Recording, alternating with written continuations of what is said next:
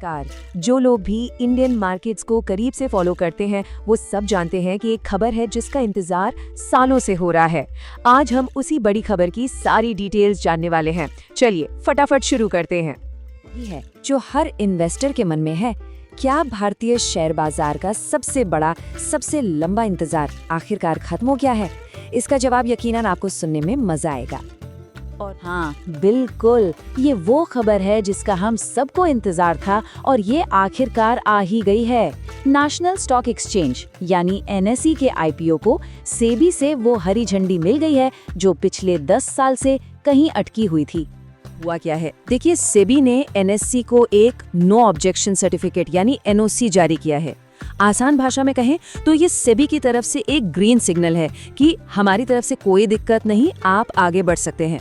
और ये कोई छोटी मोटी बात नहीं है, ये एक बहुत बड़ा रोड़ा था जो अब रास्ते से हट गया है, क्योंकि इसके बिना आईपीओ की गाड़ी 1 इंच भी आगे नहीं बढ़ सकती थी। समझिए, जैसे किसी बड़ी सर्जरी से पहले डॉक्टर से एक फिट टू प्रोसीड सर्टिफिकेट लेना पड़ता है। यहाँ पर सेबी उस डॉक्टर की तरह है जो ये पक्का कर रहा है कि एनएसई, जो हमारे बाजार की धड़कन है, वो लिस्ट होने के लिए पूरी तरह से फिट और तैयार है। भाई, आखिर पूरे फाइनेंशियल मार्केट की सेहत का सवाल जो है।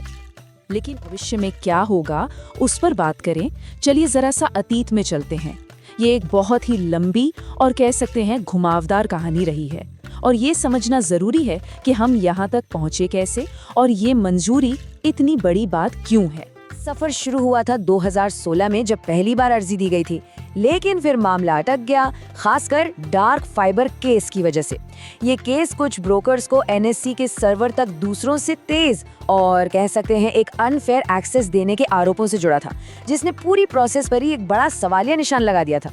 सालों की कानूनी खींचतान के बाद 2025 में एनएसई ने इन पेंडिंग मामलों को निपटाने के लिए एक सेटलमेंट एप्लीकेशन दी और अब जाकर 2026 में ये अहम मंजूरी मिली है। तो थी इंतजार की कहानी, लेकिन अब आते हैं असली मुद्दे पर। आखिर इस आईपीओ को लेकर इतना हल्ला क्यों है?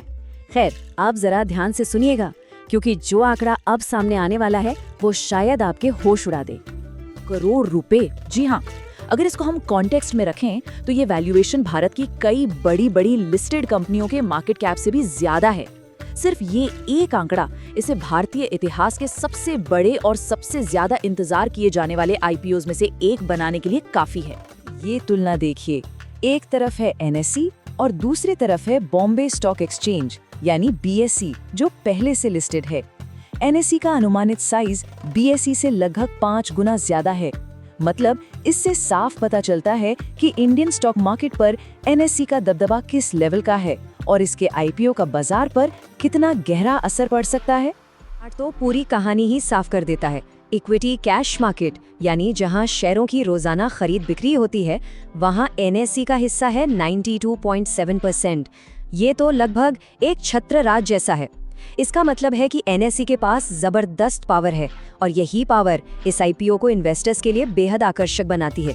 सोचने वाली बात है ना? सबसे बड़ी रुकावट तो पार हो गई। अब सवाल ये है कि आगे क्या? अब यहाँ से कहानी और भी दिलचस्प होने वाली है। उम्मीद की जा रही है कि अप्रैल में एनएसई अपना डीआरएचपी फाइल करेगा। डीआरएचपी यानी ड्राफ्ट रेड हेरिंग प्रोस्पेक्टस। ये एक तरह से कंपनी की पूरी जन्म कुंडली होती है, जिसमें उसके फाइनेंस, कारोबार और आईपीओ से जुड़ी हर छोटी बड़ी जानकारी होती है। और अगर सब कुछ प्लान के मुताबिक रहा तो दिवाली के आसपास बाजार में सबसे बड़ा पटाखा यानी ये आईपीओ लॉन्च हो सकता है। पूरी बात है, ये आईपीओ एक ऑफर फॉर सेल या ओएफएस होगा। इसका मतलब ये है कि कंपनी कोई नए शेयर जारी करके पैसा नहीं जुटा रही है, बल्कि इसके जो मौजूदा शेयर होल्डर्स हैं जैसे एलआईसी, एसबीआई और दूसरे बैंक, वो अपनी कुछ हिस्सेदारी आम इन्वेस्टर्स को बेचेंगे। मतलब पैसा कंपनी के पास नहीं, बल्कि इन बेचने वाले शेयर होल्डर्स के पास जाएगा। तो जाहिर है इन्वेस्टर्स को फैसला लेने से पहले ये सब सोचना होगा। तो एक दब खत्म होने की कगार पर है। ये सिर्फ एक आईपीओ नहीं, बल्कि भारतीय बाजार के लिए एक ऐतिहासिक पल है, एक ऐसा मोड़ जो इसे हमेशा के लिए बदल सकता है।